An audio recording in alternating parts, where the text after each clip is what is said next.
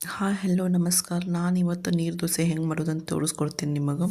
ಮೊದ್ಲಿಗೆ ನಾನಿಲ್ಲಿ ಅಕ್ಕಿ ತೊಗೊಂಡೀನಿ. ಅಕ್ಕಿ 2-3 ಸಲ ತೊಳೆದು ನೆನೆ ಹಾಕ್ಕೋತೀನಿ ಒಂದು 4ರಿಂದ 5 ತಾಸು. ನೆಂದಾವ್ರಿ ಇಲ್ಲಿ ನಮ್ಮ ಅಕ್ಕಿ ನೋಡ್ಬೋದು. ಈಗ ನಾ ಇದನ್ನು ಸಣ್ಣಗೆ ಮಿಕ್ಸರ್ ಜಾರಿಗೆ ಮಿಕ್ಸಿ ಮಾಡ್ಕೋತೀನಿ.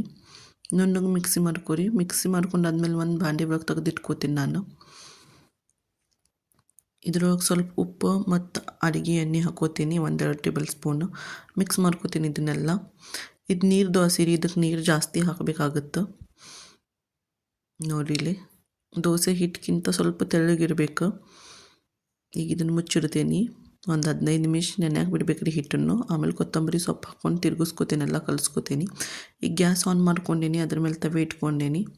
ತವಿಕಾದ್ಮೇಲೆ ಅದ್ರ ಮೇಲೆ ಒಂದು ಸ್ವಲ್ಪ ಎಣ್ಣೆ ಹಚ್ಕೊಂಡು ಅದನ್ನು ಒರೆಸ್ಕೋತೀನಿ ಟಿಶ್ಯೂಯಿಂದ.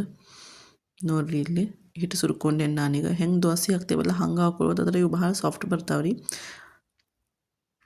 ನೀರು ದೋಸೆ ಅದಕ್ಕೆ ಅನ್ನೋದ್ರಿ, ಇವು ತೆಳ್ಳಗೆ ಸಾಫ್ಟ್ ಬರ್ತಾವೆ ಅಂಥೇಳಿ. ನೋಡ್ಬೋದು ಎಷ್ಟು ಚಂದ ಬರತ್ತಾವ ಅಂಥೇಳಿ. ನೋಡಿರಿ ಎಲ್ಲನೂ ನಾ ಹಂಗೆ ಸೇಮ್ ಹಾಕೊಳತ್ತೀನಿ. ಒಂದು ಸ್ವಲ್ಪ ಎಣ್ಣೆ ಹಚ್ಕೊಳ್ಳೋದು ತವಾಕ್ಕೆ. ಹಿಂಗೆ ನಾನೀಗೆಲ್ಲ ನೀರು ದೋಸೆನೂ ತೆಗೆದಿಟ್ಕೋತೀನಿ. ಇದು ನಾನ್ ವೆಜ್ ಕೂಡ ಬಟಾಟಿ ಪಲ್ಯ ಕೂಡ ತಿನ್ಬಹುದು. ಇದನ್ನು ಭಾಳ ಟೇಸ್ಟ್ ಬರ್ತೈತಿ. ನಾನ್ ವೆಜ್ ಪಲ್ಯ ಮತ್ತು ಬಟಾಟಿ ಪಲ್ಯ, ಚಟ್ನಿ ಇದ್ರ ಕೂಡ ಎಲ್ಲ ತಿನ್ಬೋದು. ಯಾವುದೋ ಕಾಂಬಿನೇಷನ್ ಇದ್ರೂ ನಡಿತೈತೆ ರೀ. ಇದಕ್ಕೆ ಭಾಳ ಟೇಸ್ಟಿ ಆಗ್ತೈತಿ ಇದು. ನೋಡಿರಿ ಎಲ್ಲ ದೋಸೆನೂ ನಾನು ಹಿಂಗೆ ತಕ್ಕೊಂಡೇನಿ. ಒಂದು ಸಲ ಟ್ರೈ ಮಾಡಿ ನೋಡಿರಿ ಹೆಂಗೆ ಬರ್ತೈತೆ ಅಂತ ಕಮೆಂಟ್ ಮಾಡಿರಿ. Thanks for watching.